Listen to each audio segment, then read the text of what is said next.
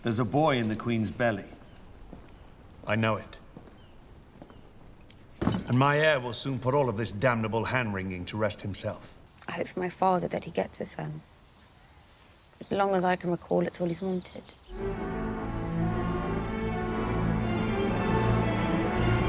House of the Dragon, Season 1, Episode 1, the series premiere, The Heirs of the Dragon. I thought it was a damn good series premiere, which effectively reintroduced us to a familiar world in a familiar setting where they introduced the ancestors of a family we have already been acquainted with. At the end of the day, we would quickly learn that the more things change, the more they remain the same.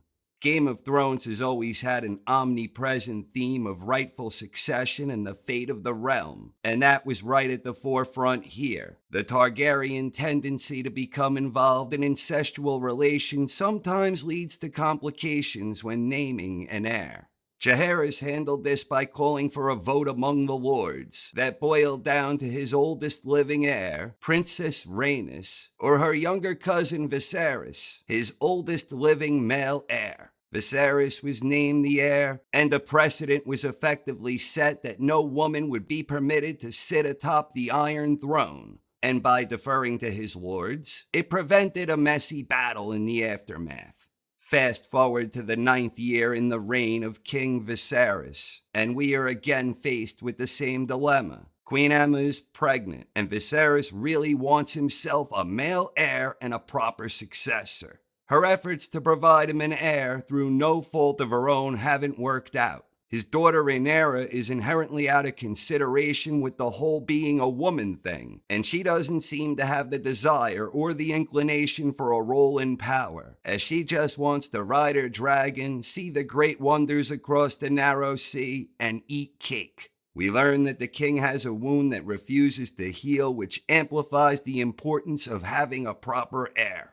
Then we have the king's brother Daemon, whom Viserys recently named commander of the City Watch. Between his rather aggressive command of the Gold Cloaks going wild on some of the shadier elements in King's Landing, and the fact he was sitting atop the Iron Throne when he got a visit from his niece, Daemon immediately exudes the personality of someone who is a bit of a wild card, with a certain neglect for the rules, and also a thirst for power and command. The council isn't overly fond of his actions, particularly Otto Hightower, the Hand of the King. Daemon also fared well in the tournament, despite falling short and being bested against Sir Criston Cole. Meanwhile, the Queen went into labor. There are complications, and Viserys is advised that either mother and child will both die, or they can sacrifice Aemma in order to save the child. The child is saved, and what do you know? It's a boy. Unfortunately, that boy didn't live very long, although for a brief moment, Viserys finally had the son he'd always wanted. Tough roll of the dice for the king,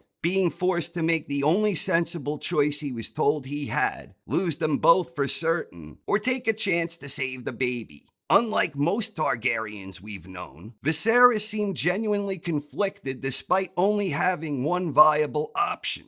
Immediately after losing his wife and newborn son, Otto is all fired up to name a rightful heir, right then and there. Corlys Velaryon noted that Daemon already is the rightful heir, but Otto isn't having it. Otto doesn't particularly care for Daemon. The fact that Daemon is a bit of a loose cannon is something Otto finds objectionable. His objections to Daemon are somewhat similar to the objections many had over Stannis Baratheon, where many favored the inferior claim of Renly Baratheon. After some debate, the name Rhaenyra is mentioned, and the debate over the subject of potentially having a woman seated atop the Iron Throne is again revisited. But the king ain't having it, and he storms away.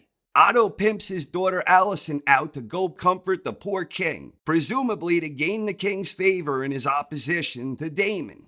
Meanwhile, Daemon is enjoying himself at a house of pleasure when he joked that his dead nephew was heir for a day. Viserys didn't particularly care for this news, believing his brother was celebrating his own rise. The king orders his brother out of King's Landing back to the Vale, but not before Daemon reveals a jealous side that he was never named Hand of the King, where the king informed him he was naming a new heir. And that new heir would be a future queen, his daughter Rhaenyra.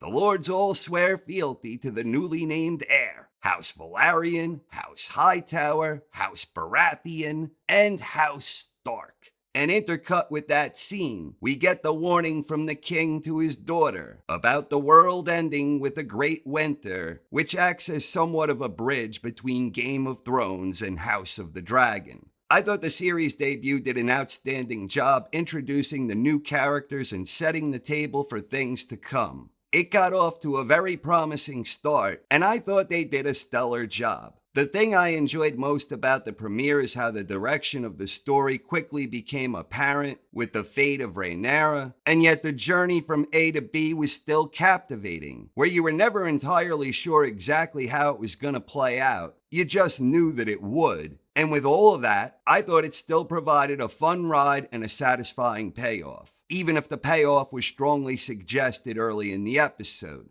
Hopefully these new dragons don't suck as much as the ones owned by Daenerys, because those dragons sucked. I, for one, am looking forward to watching more. Thank you very much for watching, everyone. I hope you enjoyed, and have a wonderful night. I hope for my father that he gets a son.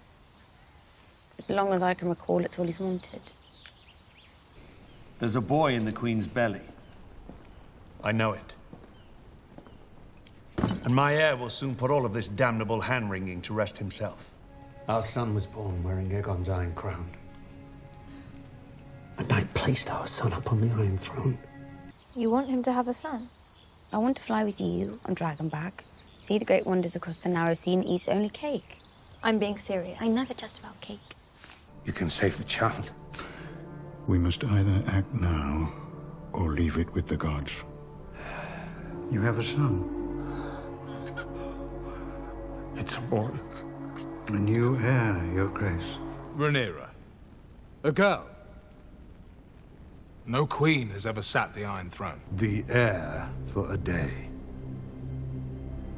10 years you've been king, and yet not once have you asked me to be your hand. Why would I do that? Because I'm your brother. But instead of being by my side or Rhaenyra's, you chose to celebrate your own rise! Laughing with your whores and your leg spittles! If we don't mind our own histories, it will do the same to us. Targaryen must understand this to be king. Or queen.